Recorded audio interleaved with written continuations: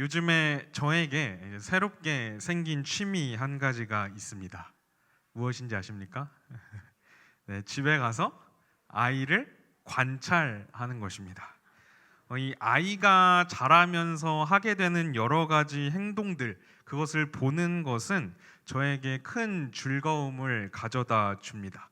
어제는 하지 못했던 행동들을 오늘은 하게 되기도 하고, 또 시간이 점점 흘러갈수록 이 아이가 할 줄 아는 게 점점 더 많아지는 것을 보면서 이 생명의 신비가 참 경이롭다는 느낌을 받습니다. 싫은 거에 대해서 어느 순간부터 자기 의사 표시를 하기도 하고, 뒤집는 것도 힘들어하던 녀석이 이제는 혼자 일어서려고 하고, 이런 모습들을 보면서 이 아이가 점점 사람이 되어가고 있구나 하는 생각을 요즘 점점 많이 하게 됩니다.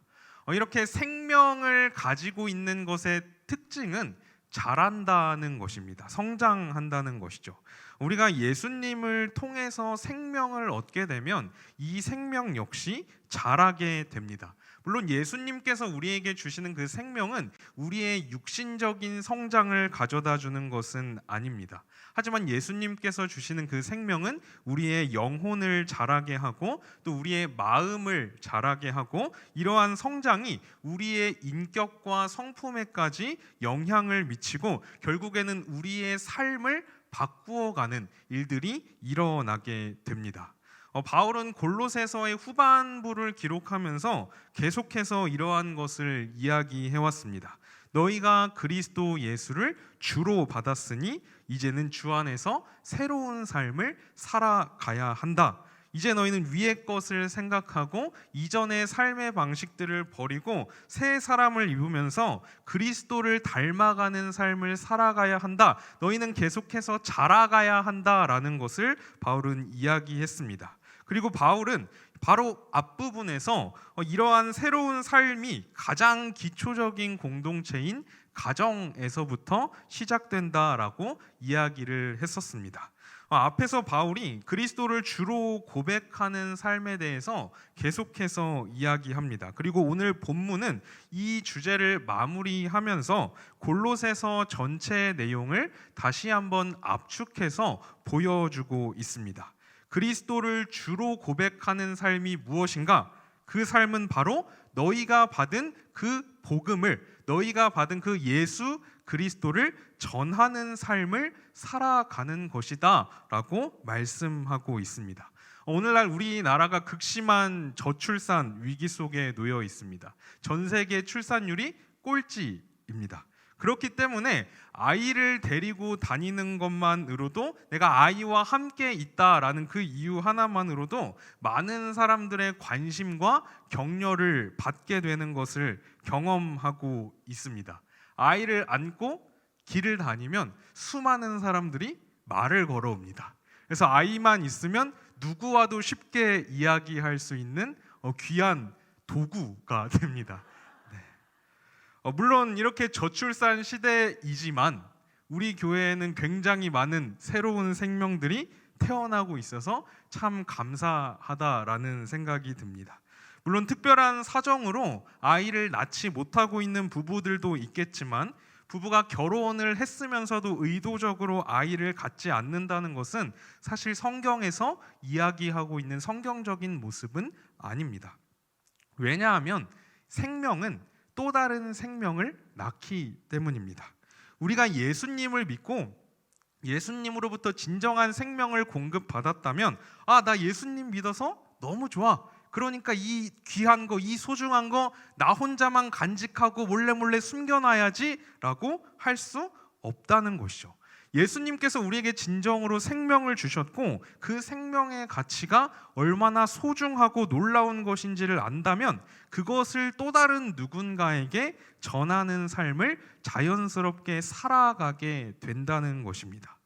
예수님께서 우리에게 주시는 이 생명은 쥐어 짜내서 배출해야 하는 그러한 생명이 아니라 우리 안에 차고 넘쳐서 흘러가는 생명인 것입니다. 그렇기 때문에 누군가가 예수님으로 충만하면 충만할수록 그 사람의 말과 행동에는, 그 삶에는 예수님의 생명이 흘러나오게 됩니다. 그래서 바울은 앞에서 다른 것이 아니라 하나님의 그 모든 충만이 거하시는 예수님으로 너희가 충만해져야 할 것을 이야기해 왔습니다. 율법을 지키는 것이 아니라, 신비한 경험을 추구하는 것이 아니라, 자신의 욕구를 억누르는 것이 아니라 예수 그리스도로 충만해져야 한다라고 이야기해 왔던 것입니다. 자, 그렇다면 우리는 예수님으로 정말 충만한 삶을 살아가고 있습니까? 우리가 예수님으로 충만하다는 것은 우리의 가정에서, 또 우리의 직장에서, 또 우리가 맺는 다양한 사람들과의 그 관계 속에서 예수님을 드러내는 삶을 살아간다는 것입니다. 무슨 일을 하든지 주님께 하는 것처럼 하고, 누구를 만나든지 주님을 대하는 것처럼 대하는 것입니다. 왜일까요? 내 안에 예수님의 생명이 있기 때문에, 그 생명이 자연스럽게 흘러나오는 것입니다. 그리고 이렇게 함으로써 나의 주인이 정말 예수님이시다라는 것을 고백하면서, 증거하면서 그렇게 살아가는 것입니다. 특별히 바울은 본문에서 그리스도인이 어떻게 복음을 전하는 삶을 살아가게 되는지에 대해서 이야기하고 있습니다. 바울은 골로새 성도들에게 너희가 복음을 듣고 예수 그리스도의 생명, 그 진짜 생명을 이제 받았기 때문에 너희는 계속해서 자라가야 한다. 그리고 이제는 너희가 주 안에서 그 생명이 자란 것처럼 또 다른 사람들에게 그 복음을 전하고 또 다른 열매를 맺어가야 한다라고 말하면서 두 가지를 우리에게 이야기하고 있습니다. 첫 번째는 기도입니다. 바울은 골로새서를 시작하면서 기도에 대해서 이야기했습니다. 골로새 성도들에게 복음이 전해졌다는 것을 듣는 그 순간부터 너희를 위하여 기도하기를 그치지 않았고, 너희를 위해서 기도할 때마다 하나님께 감사한다라고 고백했습니다. 바울에게 있어서 이 기도는 너무나 중요한 것이었습니다. 왜냐하면 복음은 결국 하나님께서 행하신 일에 대한 선포를 의미하기 때문입니다. 하나님께서 예수 그리스도를 통해서 다 이루시고 행하셨다라는 것이 복음입니다. 그리고 이것을 인정하는 행위가 바로 기도입니다. 우리의 모든 것들이 나의 힘으로 할 수 있는 것이 아니라 하나님의 은혜로만 가능합니다. 하나님 없이는 내가 한순간도 온전히 살아갈 수 없습니다. 이것을 고백하는 것이 기도라는 행위 속에 담겨진 의미입니다. 쉽게 말하면 하나님을 의지하는 것이죠. 바울은 마지막 당부의 말을 하면서 너희는 계속해서 기도해야 한다. 지금까지 말했던, 내가 지금까지 쭉 골로새서를 통해서 말해왔던 이 모든 것들은 하나님의 은혜 없이는 행할 수 없는 일들이다. 하나님께서 너희를 붙잡아 주시고 너희에게 그 일을 행할 수 있는 능력을 공급해 주셔야만 너희가 이 모든 일들을 할 수 있다라고 말하고 있다는 것이죠. 우리가 그리스도를 주로 고백하면서 복음을 증거하는 삶을 살아가기 위해서는 먼저 기도가 필요합니다. 복음의 열매를 맺게 하시는 분이 바로 하나님이시기 때문입니다. 여기에 기도의 중요한 원리가 한 가지 등장합니다. 기도를 계속해야 한다는 것입니다. 성경은 우리에게 기도를 계속하라고 말합니다. 하나님께서 한 번에 기도 응답을 좀 해주셔가지고 짧고 굵게 쌈박하게 딱 역사해 주시면 너무 좋을 텐데, 하나님께서는 계속 우리로 하여금 기도하라고 말씀하시고 실제로 계속해서 기도하게끔 만들어 가십니다. 누구에게나 오랫동안 가지고 있었던 그 기도의 제목들이 있을 것입니다. 끊어지지 않는 자신의 죄의 문제일 수도 있고, 또 가족이나 지인들의 구원과 관계된 문제일 수도 있습니다. 개인적인 건강이나 현실적인 생활의 문제일 수도 있고, 교회나 국가적인 차원의 문제일 수도 있을 것입니다. 하나님께서 이제는 응답해 주실 만도 한데 왜 계속해서 이 기도 제목을 가지고 계속해서 기도하게 하실까? 이런 의문을 품어보신 적은 없으십니까? 저는 이런 의문을 참 많이 품습니다. 하나님께서는 우리가 기도하는 그 시간과 그 과정들을 통해서 우리가 더 하나님을 의지하는 사람이 되기를 원하십니다. 우리를 연단하셔서 하나님의 사람으로 빚어가시는 그 과정이 기도 속에 담겨 있습니다. 그래서 기도는 단순히 우리가 원하는 것을 하나님께 구하고 그것을 하나님으로부터 얻어내는 것이 아닙니다. 오히려 기도는 하나님께서 자신으로 우리를 충만하게 채워주셔서 우리가 하나님의 뜻에 합당한 사람이 되어가도록 우리를 빚어가시는 하나님의 은혜로운 역사가 기도라고 할 수 있습니다. 그렇기 때문에 기도는 한편으로는 나를 비우고 주님으로 채워가는 과정이 기도입니다. 겟세마네에서 예수님께서 기도하실 때 자신의 뜻을 내려놓으시고 하나님의 뜻에 자신을 복종시킨 것처럼 하나님께서는 기도를 통해서 우리가 하나님의 뜻에 합당한 사람으로 세워져 가기를 원하십니다. 그리고 하나님께서 우리를 하나님의 형상으로 회복시켜 가시는 이 과정은 어느 한순간에 끝나는 일이 아닙니다.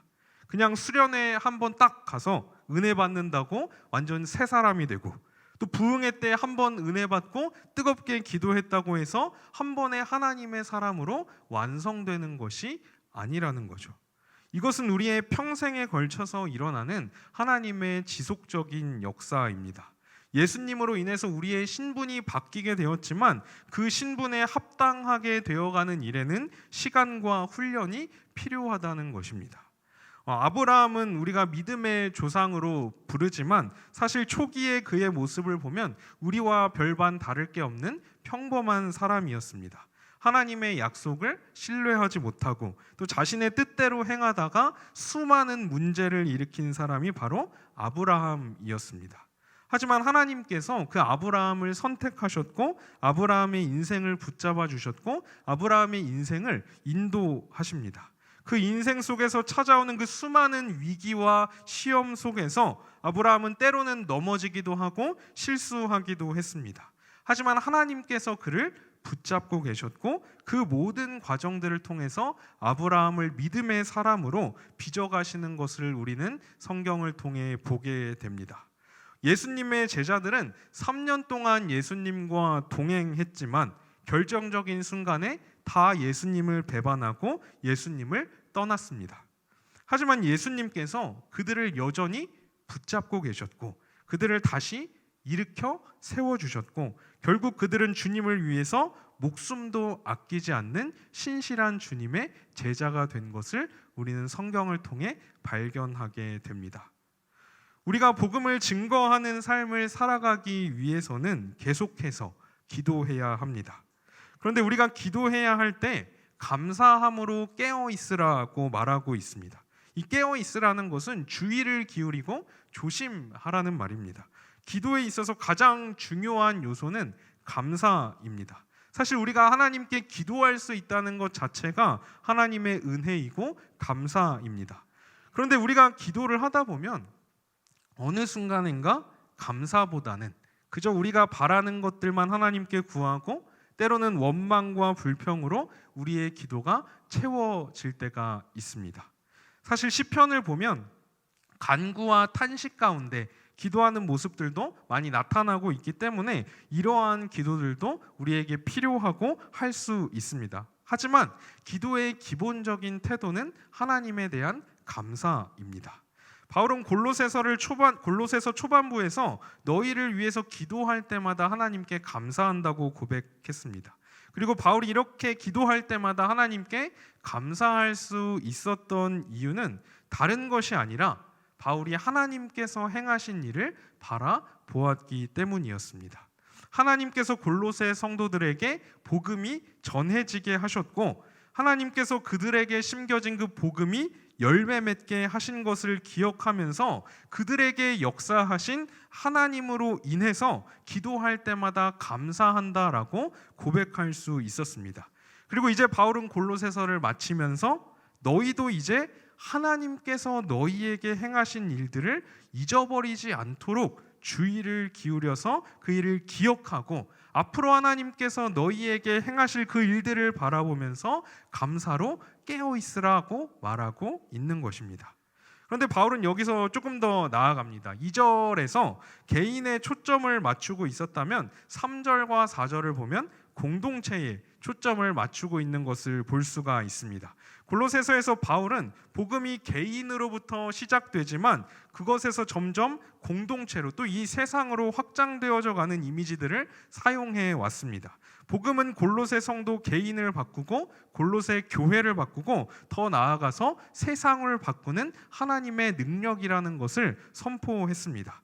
새 사람을 입는다는 것은 개인의 변화를 넘어서 그것이 공동체로 확장되어져 가고 세상을 향해 나아가서 이 세상 가운데에도 영향력을 미치게 되는 것이다 라는 것을 이야기했습니다. 마찬가지로 바울은 이 골로새 성도들이 개인적으로 계속해서 기도할 뿐만 아니라 감사할 뿐만 아니라 이제는 우리를 위해서 너희가 기도해 달라고 부탁하고 있습니다. 이 기도 부탁은 좁은 의미에서 보면 복음을 전하는 그 사역자들을 위해서 기도해야 한다라는 것을 말할 수도 있지만 또 넓은 의미에서는 복음을 전하는 사명을 가지고 있는 우리 모든 성도들, 즉 서로를 위해서 함께 기도해야 한다는 것을 말하고 있는 것으로도 볼 수가 있습니다. 우리가 담임 목사님을 위해서 기도하고 또 앞에 있는 이 사역자, 또 목자, 리더들을 위해서 기도해야 하는 이유가 여기에 있습니다. 우리가 이 사명을 감당하는 것은 우리의 힘으로 감당할 수 있는 일이 아니기 때문에 앞에 계신 분들, 리더들을 위해서 함께 기도해 주시고 또 우리가 무엇보다 서로를 위해서도 함께 기도해 주시기를 부탁을 드립니다. 자, 그렇다면 바울이 무엇을 기도해 달라고 이야기를 하고 있습니까? 하나님께서 전도할 문을 우리에게 열어주셔서 그리스도의 비밀을 말할 수 있게 해달라고 구하라고 이야기합니다. 그러니까 쉽게 말하면 바울이 복음을 전하고 예수 그리스도를 드러낼 수 있게 해달라고, 그것을 위해서 너희가 기도해라라고 말하고 있는 것입니다. 여기서 우리가 바울의 관심이 어디에 있는지를 보게 됩니다.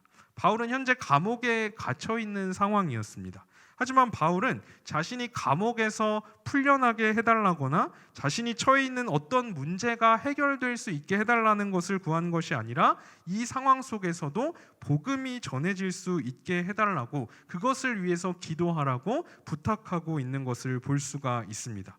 바울에게는 다른 그 어떤 것보다도 복음이 전해지는 것, 예수님이 드러나는 것, 그것이 가장 중요했습니다.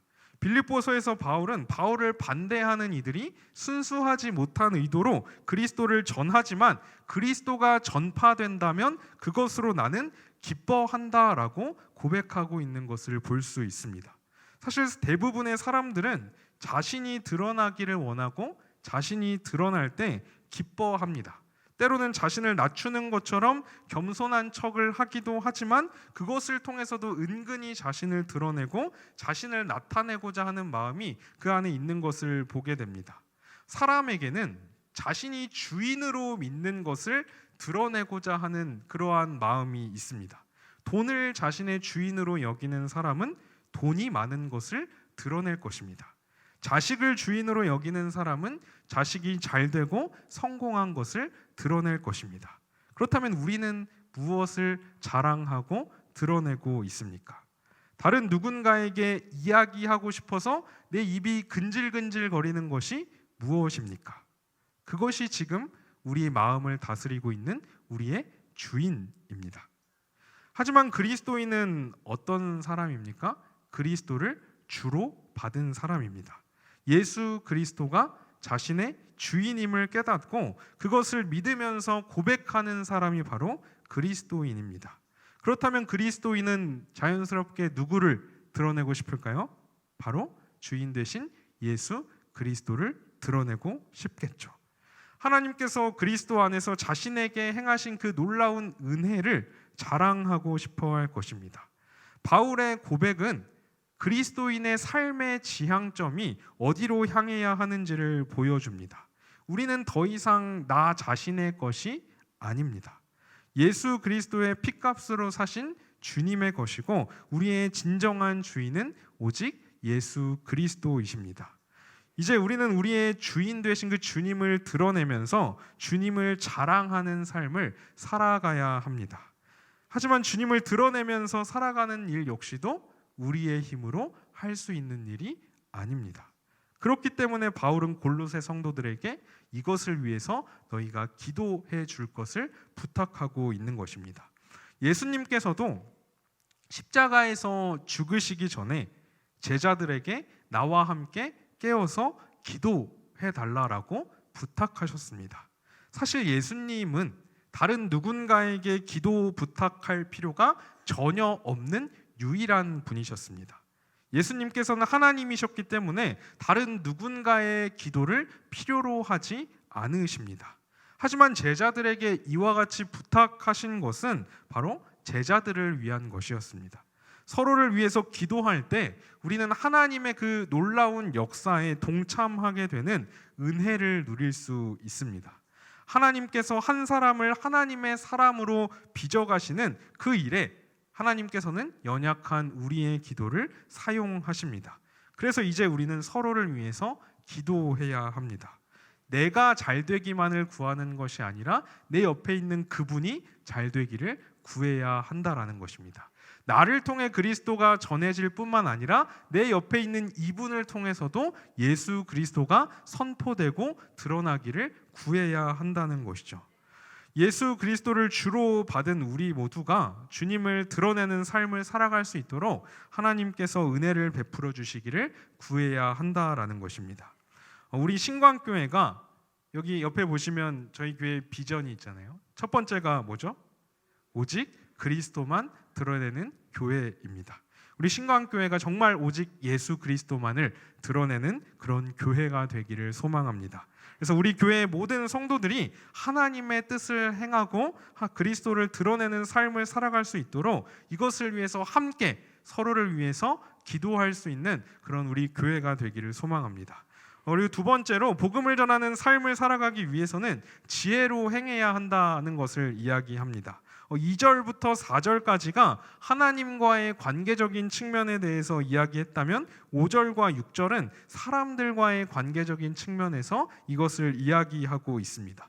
예수님을 알지 못하는 사람들을 대할 때 너희가 지혜롭게 행해야 한다라고 이야기를 하는데 지혜롭게 행하는 것이 무엇인지 6절에서 좀 설명을 해주고 있습니다. 우리 6절을 같이 읽어보겠습니다. 너희 말을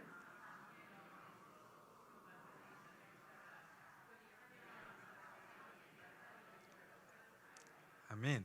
너희 말을 항상 은혜 가운데 소금으로 맛을 냄과 같이 하라. 이것이 곧 지혜롭게 행하는 것이다 라고 이야기할 수가 있습니다. 바울은 앞에서 말의 중요성에 대해서 충분히 이야기했습니다. 왜냐하면 이 말이라는 것은 그 사람의 마음에 무엇이 있는지를 보여주는 가장 분명한 표지이기 때문에 그리스도인에게 있어서 이 말은 너무나 중요한 역할을 합니다. 그래서 바울은 에베소서에서는 무릇 더러운 말은 너희 입 밖에도 내지 말고 오직 덕을 세우는 데 소용되는 대로 선한 말을 하여 듣는 자에게 은혜를 끼치게 해라 라고 말하기도 했습니다. 예수님께서도 마음에 가득한 것을 입으로 말한다라고 말씀하셨습니다. 우리의 마음이 정말 예수님으로 가득 채워져 있다면 우리는 예수님에 대해서 말하게 될 것입니다. 그리고 예수님과 같이 말하게 될 것입니다. 그리고 예수님처럼 말하는 것이 곧 은혜 가운데 소금으로 맛을 내는 것과 같이 말하는 것이고 지혜롭게 행하는 것입니다. 우리는 누군가를 만날 때, 우리가 누군가와의 만남을 가질 때 그것은 하나님께서 허락하신 만남입니다. 그리고 하나님께서는 우리가 우연이라고 생각하는 그 만남, 작고 사소한 그 만남조차도 하나님께서 그것을 통해 우리에게 기대하시는 바가 있으십니다. 그 만남을 통해서 우리 그리스도인들이 예수 그리스도를 드러내고 복음을 전하기를 원하십니다. 성도의 교제가 너무나 중요한 것처럼 믿지 않는 사람들과의 만남 역시 우리에게 너무나 중요합니다. 물론 우리가 누군가와 만나게 될 때 항상 복음을 전해야지 하는 이런 목적성을 가지고 만나게 되는 것은 아닙니다. 그저 지나갈 때 스쳐 지나가듯 짧은 만남일 수도 있고 평생에 한 번으로 끝나는 그런 사소해 보이는 만남일 수도 있습니다. 하지만 그럼에도 불구하고 우리가 기억해야 할 것은 하나님께서 그 만남을 우리에게 허락하셨다는 사실입니다. 어느 노래 가사처럼 우리의 만남은 우연이 아닙니다. 하나님께는 우연이 없습니다. 그래서 그리스도인은 잠깐의 짧은 그 만남이라도 그 사람을 대할 때 주께 하듯 해야 합니다. 말에나 일에나 주 예수의 이름으로 해야 합니다. 만약 우리 교회가 정말 예수님처럼 말하는 사람들로 채워진다면 우리 교회 안에 놀라운 역사가 일어날 줄 믿습니다. 우리 교회가 정말 예수님처럼 말하는 사람들로 채워지게 될 때 우리는 하나님의 나라를 경험하게 될 줄 믿습니다.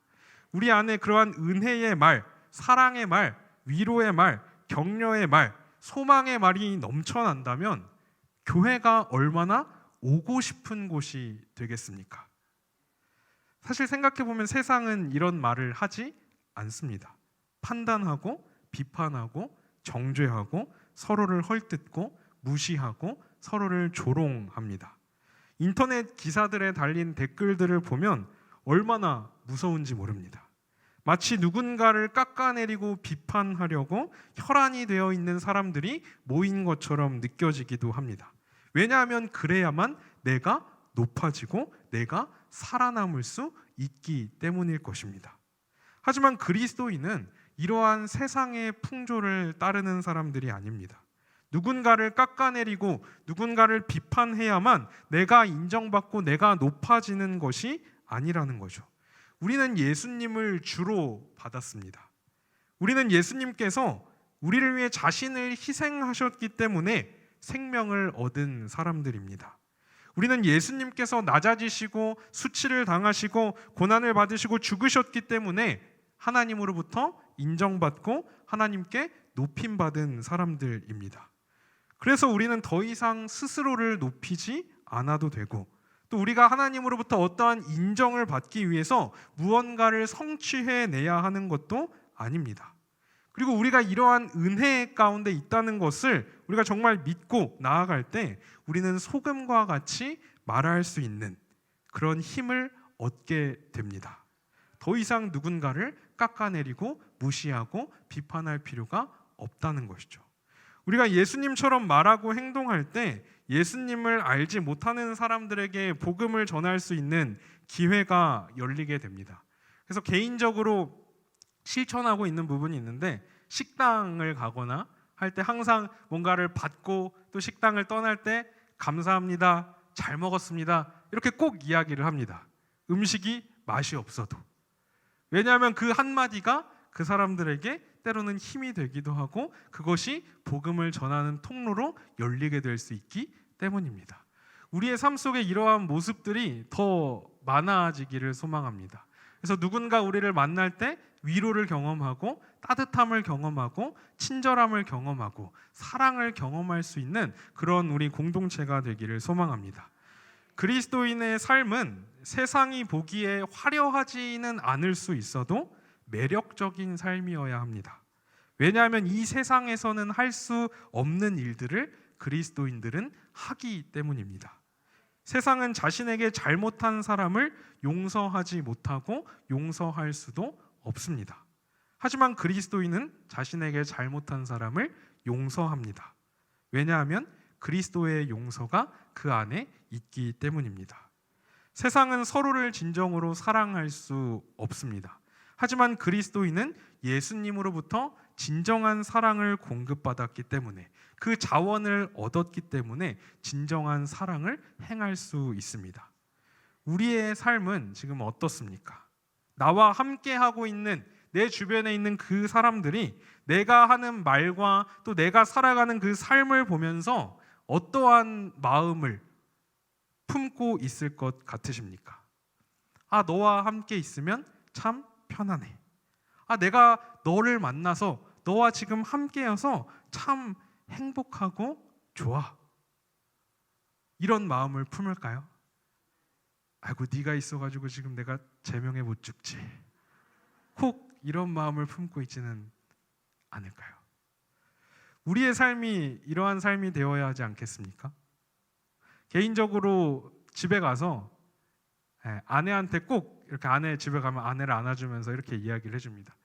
당신이 오늘 나보다 더 수고 많았어. 아이 키우느라고 너무 힘들었지? 고생했어. 하면서 딱 안아줍니다. 꽤 멋있는 남편이죠.